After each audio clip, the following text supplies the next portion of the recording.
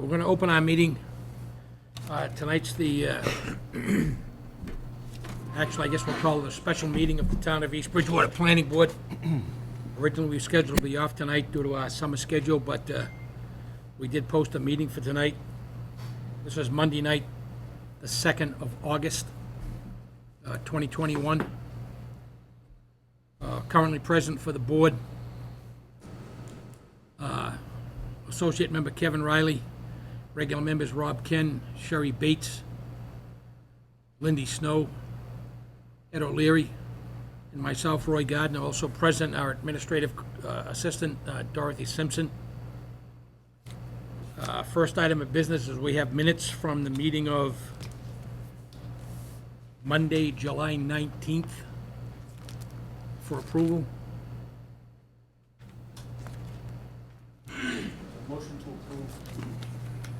So we have a motion, O'Leary. Do we have a second? Second that. We have a motion, O'Leary, second Ken, to approve the minutes of Monday, July 19th. Any further discussion on the motion? All those in favor of the motion say aye. Aye. All those opposed? We'll show that as unanimous vote of all 6 members present and voting. It's approved, 6 in favor, none opposed.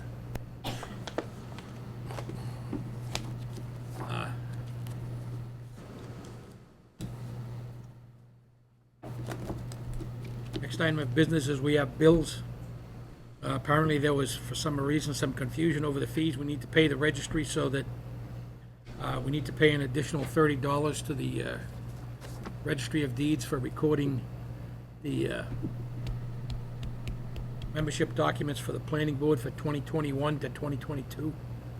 Move to approve payment of $30 to the Plymouth County Registry of Deeds. So that's a motion, Riley. Do we have a second? Second. That's a second, O'Leary. Any further discussion on the motion? All those in favor of the motion say aye. Aye. All those opposed? We'll show that as 6 in favor, none opposed. That's a unanimous vote.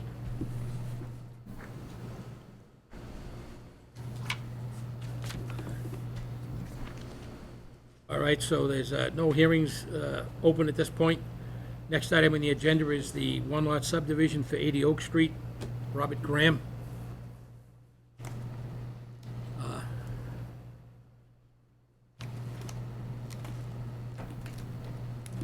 Based on what happened at our last meeting, there was sample draft templates sent out for each of our 3, what we've always in the past referred to as our standard conditions, or our decision template for all 3 of our standard decisions, which are subdivisions, special permits plus site plans, and site plans alone.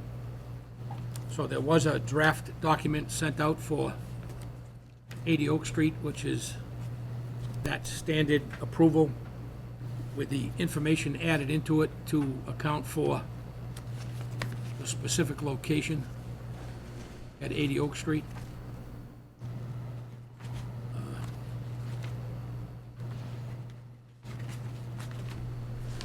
So that should be in the tab that's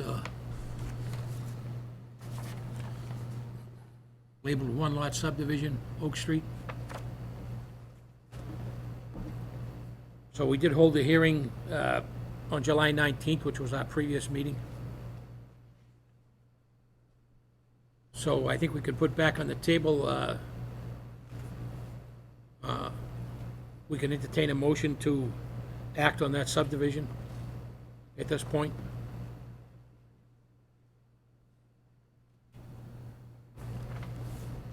Just prior to that, Roy, I have a question. Certainly. Number 6, the applicant shall plant 2 trees per lot. It's not highlighted here, or is that? That's, so let's say that the highlighting is an indication that it's expected there may, probably will be some changes in those specific conditions. The ones that aren't highlighted are normally the ones that are considered not changeable pursuant to our agreement with DPW Okay, so- previously. So that's not gonna be deleted, that's in there. So my only response to that would be that as the planning board, we have a right to, if we've looked at that site and agreed that there's already plenty of trees on it, and 2 additional trees makes basically no difference. That condition is really intended in terms of subdivisions where most subdivisions these days, for better or for worse, clear cut the entire site and leave nothing there. So the intent of that is to require a minimum of 2 trees be put back for street trees, so I'll leave it up to the board to decide when they make the motion how they want to handle that. If you've been to that site, it's pretty heavily treed to get back to where the house is, and the roadway, if you will, is basically going to be along pretty much where the driveway is that goes out to the existing house. So I'm assuming, I shouldn't assume anything because we've seen otherwise in a lot of cases, but my understanding is they're not going to clear cut that site to put in basically a driveway to the one lot, so we'll leave it up to the discretion of the board what they want to do with that.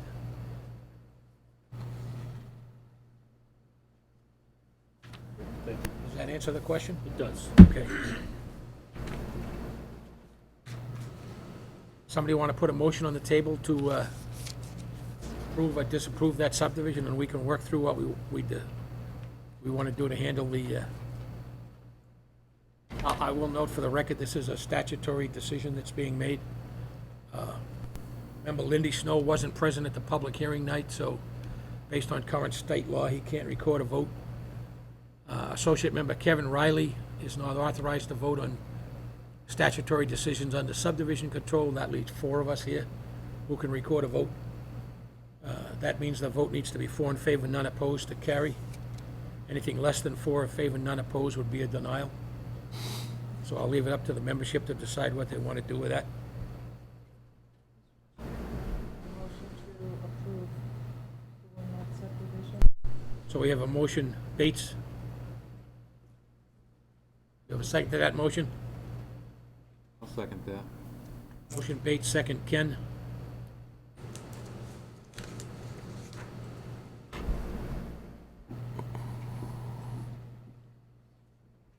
So there is a draft decision for this specific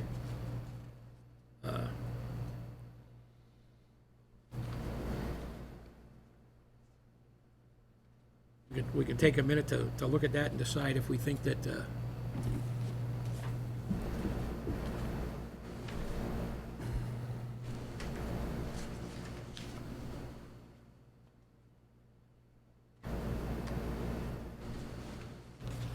so I will note at least one thing that I think we need to change in that, in the draft decision is it needs to pretty much mimic the other draft decisions in that conditions 3 and 4 should mimic the standard language we have in the other 2 drafts for decisions. 3 should be the paragraph regarding all orders of conditions as issued by the appropriate agency. 4 should always be the developer shall provide the board with copies of any and all stormwater management permits as issued by the appropriate agency. That needs to be 3 and 4 of all of our standard approvals from now on. There is no, as I read this decision, there's no mention of the stormwater management, which needs to be in this. Because to put in the road and the site for the foundation of the house is clearly going to require a stormwater management permit. What about number 8, Warren? So I think we want to make them 3 and 4 with the exact same language as the other 2. 'Cause 8 isn't as all-encompassing as the revised language we've developed.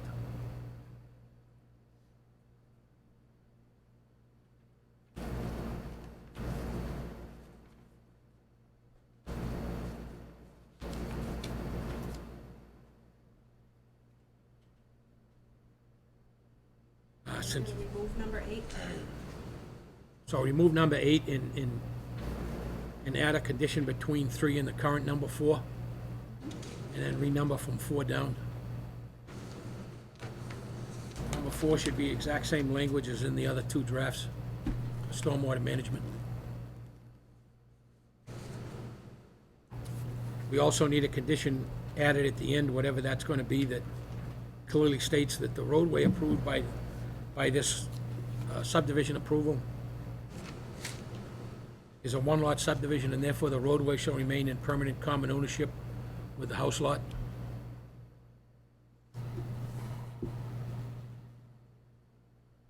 As a standard in East Bridgewater, when a one-lot subdivision is approved, the roadway, technically speaking, under subdivision control, the roadway that's approved is actually a road. Approved under subdivision control, it's a 40-foot layout with whatever the defined pavement is. In most cases, for a one-lot subdivision, it's somewhere between, depending on its length, is somewhere between 12 and 18 feet. That's based on what the fire department requires for access. The longer the road is, the slightly wider it needs to be to give them safe access. It's always a requirement, as part of the standard conditions that we've had since I've been on the board, that roadway, since it services a single house, will be maintained in private ownership with the lot. So we need that condition added as one of the conditions here. Given that, the rest of those conditions are open for any further discussion, or the conditions we've discussed already, members of the board, as to anything they think needs to be added into that.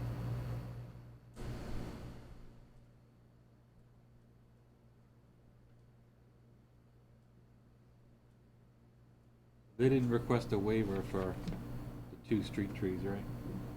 Technically, they didn't, so we should probably still leave that in. They're always free to come back and ask for a waiver later if they want to do that.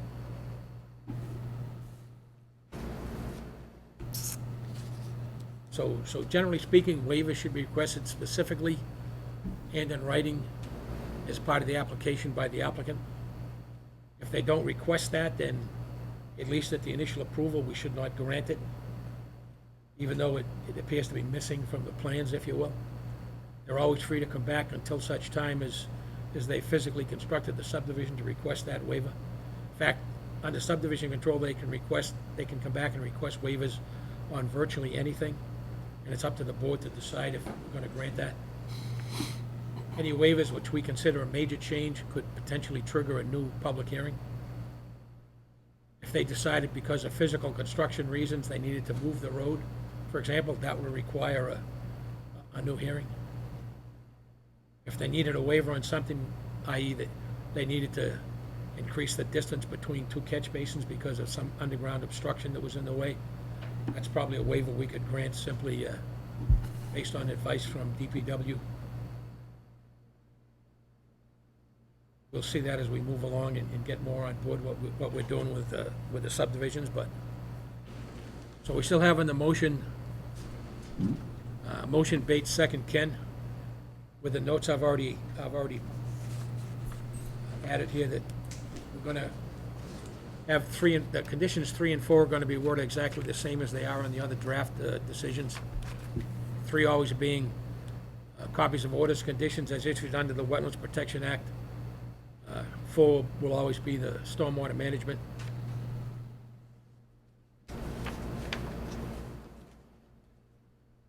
Any further discussion? All those in favor of the motion then say aye. Aye. All those opposed? So we're going to show that as 4 in favor, none opposed. That's a unanimous vote of the 4 members present and eligible to vote. 4 in favor, none opposed.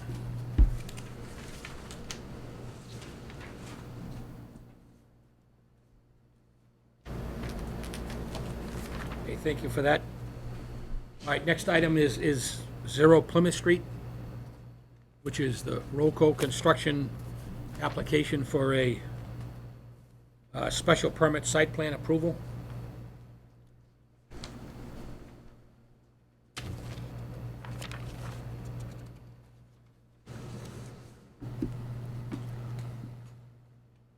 We do have a draft copy of that decision, which is effectively the generic template for special permit site plan approval with the detailed information for a Roco application added into the header section. So for this application, we're going to need a vote of 5 in favor, none opposed, the supermajority for special permit approval. For the record, the members that can vote on this are Ken, O'Leary, Gardner, Bates, and Riley, 5 of us.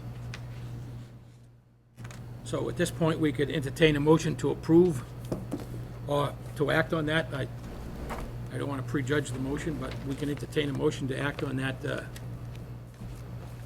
Chairman, I'd make a motion to grant a special permit and approve the site plan as submitted for 0 Plymouth Street based on the following findings. 1, proposed use or uses are consistent with the intent expressed in 5K0 of the zoning bylaws. 2, proposed uses of the premises are not allowed as a matter of right pursuant to 5K1, but are allowable pursuant to 5K2. Site plan submitted satisfies the requirements of 13.2. Suitable parking is provided on the premises to accommodate the uses proposed. And I would condition that grant on the following. 1, no exterior storage or parking of mobile homes, camper trailers, or inoperative or unlicensed motor vehicles, or products, materials, or vehicles not accessory to the allowed uses is permitted on the premises. 2, no use shall be made of any structure on the premises which is incompatible with the nature of the zoning district, or dangerous or noxious to persons in the district, or to those who pass on public ways by reason of odor, smoke, emissions, fumes, noise, vibrations, glare, radiation, electrical interference, or danger of fire or explosion. And 3, that if at any time the applicant desires to change the proposed uses of the premises that were presented to the planning board during the development process, he must so inform the building commissioner and through him the planning board of the new intended uses so that the board may vote at a regular meeting and affirmatively determine that the new uses, if not permitted by right, are consistent with 5K2 of the zoning bylaws. And while I appreciate the fact that that's a lot of words, here you will find those for your consideration. Oh, good words. Okay, and is it okay with you as the maker of the initial motion that we add the additional conditions? Oh, in the yeah, standard absolutely. Template after that? They are in that draft. They're in that draft. Different language, but they're all the same. Okay.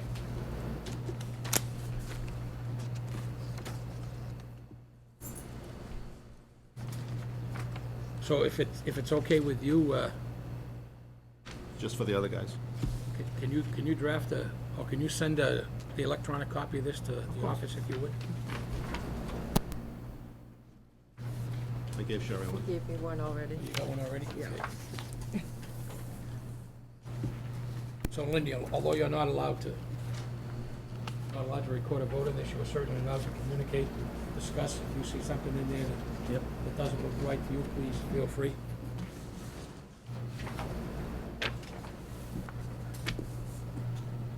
So I had a couple of other things based on the engineer's review.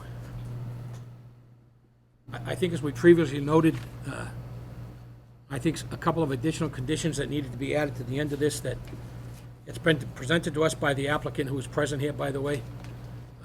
So he knows what we're talking about. He's feel free to comment in a minute if you need a comment.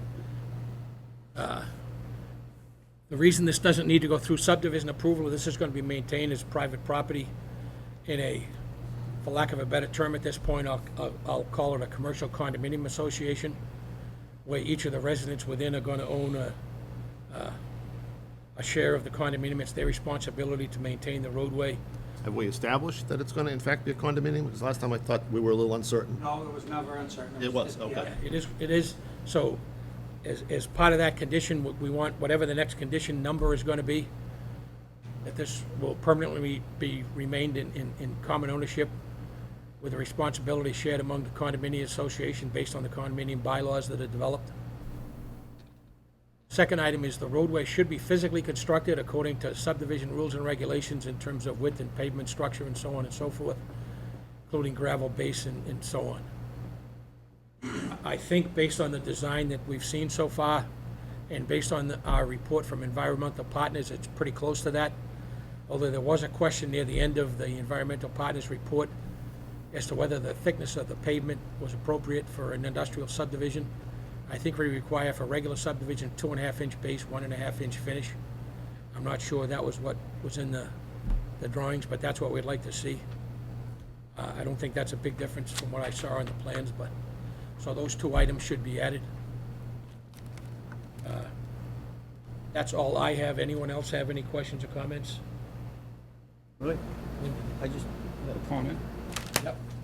I've known Mr. Rollins quite a while, and he's done several projects in this town, and he has fulfilled every obligation that we've given him. He's done a great job. So I think we're pretty certain he'll do that again. I apologize for the 2-week delay, or 2.5-week delay, whatever that was, but that was my oversight. I'm to blame for that, so you can call me in the morning, and you can call me in the morning and give me... Extra effort here, but You can call me in the morning I just have a and- couple of things when the board is ready, I'd like to just ask. So, anyone else have anything to add to that? Mr. Rollins, anything? I'm not sure if this goes to you guys or not, but in the EP review letter, under the Town of East Bridgewater zoning bylaw section where they've commented on, there's just a few sections I'd just like to ask questions on. All right, the board members don't have a copy of that one. The board members don't have a copy of that. So that's on page 2, starting about halfway down the page. Which number, Number 2, I can read it. The section 5.K1B allows exterior storage of materials provided there is fencing provided. This is their comments. We are not clear regarding the exact uses proposed on these separate lots. It is unclear if there will be outdoor storage of materials. If so, fencing or landscaping should be provided for screening. So I'm not sure, that's gonna be an enforcement issue on the town, I would say, after the fact, correct? That's nothing that I can control right now, or well, that is anything like technically, that. but I think from the preliminary discussions we had, admittedly outside of the planning board meetings, but I think it was described to us is the expectation is all the individual sites would be fenced in with their own gates and so on and so forth. That's what the fire department was hoping wasn't gonna happen, but yes. Understood? So technically speaking, if there is outdoor storage of materials, it is under zoning required that those lots be fenced in?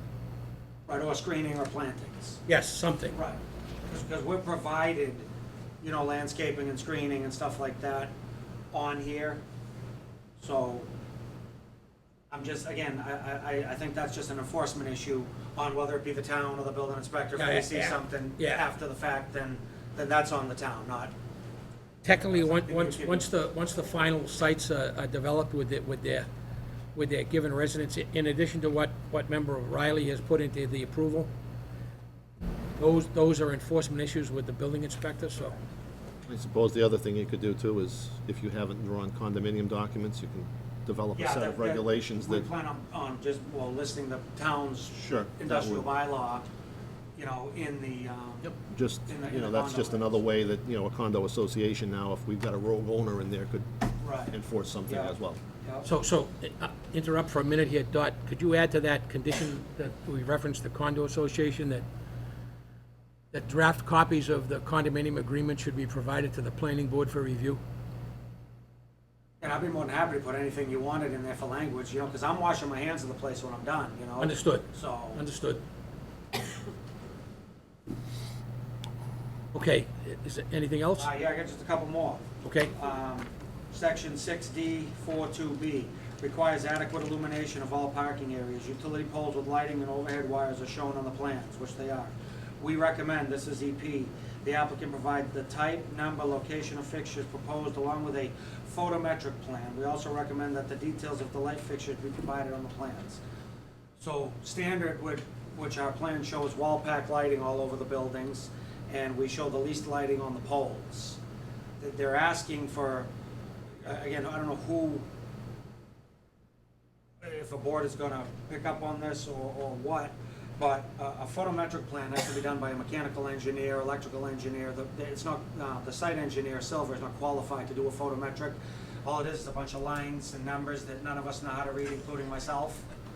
So, the idea behind that comment and the requirement in the zoning bylaw is to try and make sure that there's not an awful lot of lighting going on abutting properties. we have a cranberry bog and no one else. So I was just curious as if I could get away from throw in the $1,500 photometric requirement here, which it wasn't even mentioned to you guys, but it's in their review letter. So we show wall pack lighting, we show the street lighting. I own the 6 buildings right down the street, and it's like a casino down there, so I think they're more concerned about, or concerned also about lighting of the parking lots and for the owners. So is that something, again, it wasn't brought up, I brought it up, maybe I should have shut up, but I just didn't want it to catch me, down the line, and I figured this was the board to talk about it, lighting. Well, I think, yeah, I think the specific section simply requires that there be adequate lighting at the site. Right, I think we have to leave the call of what adequate lighting is up to the building inspectors. okay. I mean, you've got condition 6, which translates into my condition 10, talking about just keeping it on the property, Yes. basically. Yeah. So, So I think we're okay with that. Okay.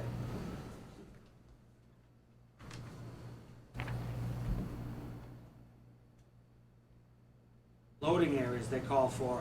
Presumably each lot's paved areas will provide area for off-site loading. Building 7 is the only building that shows a loading area. What do we mean by loading area? I mean, that on lot 7 is a loading dock physically built up for trucks to back up to.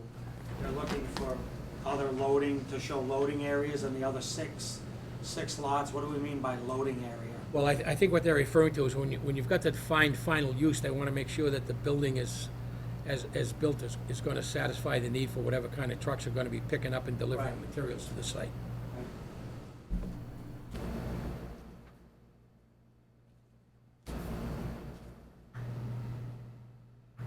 Number 11, the grading easement we have, I don't know, Larry should have, from the neighbor, Larry Silva should have submitted that. I can submit that right now if you want the permission letter from Stanley Kravitz for grading onto his property. I don't know if that. I would goes to just this say, board. make sure that the office has a copy of that so we can have it in the file. Right, I know we've discussed several times yeah, that you've got an agreement for an easement from the abutter to allow the grade to extend onto his property a little bit so that you don't have to have too steep a grade there. yeah. That's all I had. Okay. The rest is Concom. can you just, for Dot's benefit, can you just go, I don't know that we reflected it in the minutes the last time, but just the uses that you had proposed there for the Yeah. several units? As of right now, the final one has sold, so all 7 are sold, so I can relate to you each business that's going there. Nice. Thank you. Yeah, that would be appreciated to have a copy of that in the record so that we can make sure that, at least to begin with, as it looks like right now, that all 7 of those fit within the non-prohibited uses in the industrial zone, if you will. Okay, anything else, gentlemen? We good, I guess on the motion then, all members present except for Member Snow are allowed to vote on this motion, so did we get a second to that, by the way? Yes, we did, right? No, we didn't. Second. We didn't get a second. I did, I can go to We second. did. We got a second, Bates, on the motion. Then on the motion, all those in favor say aye. Aye. All those opposed. And we'll show that as 5 in favor, none opposed. That's a unanimous vote of all 5 members here that are allowed to vote. That's 4 regular members and associate member Kevin Riley. Member Lindy Snow is abstaining since he wasn't present at the only session of the public hearing that was held. So we'll call that 5 in favor, none opposed. That's unanimous. So the special permit is approved. Okay. Thank you. Thank you for interrupting your summer schedule. Thank you all.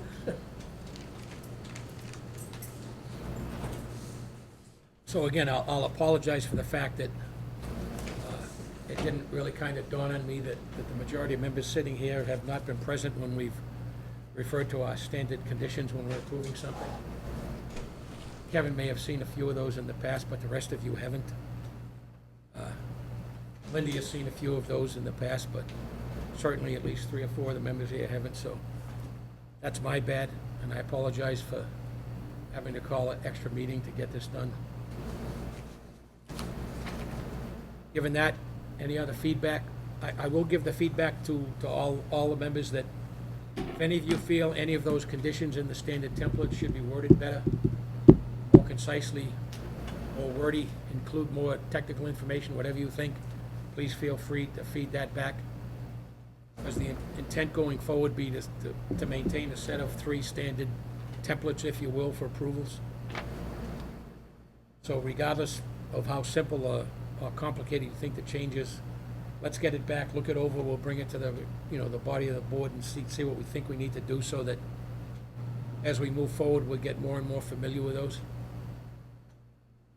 Given that, I'll open up to the board. Do we need any more information tonight? Anything else we need to discuss? And I'll go to Dot first, because she's looking like there's something we need to do.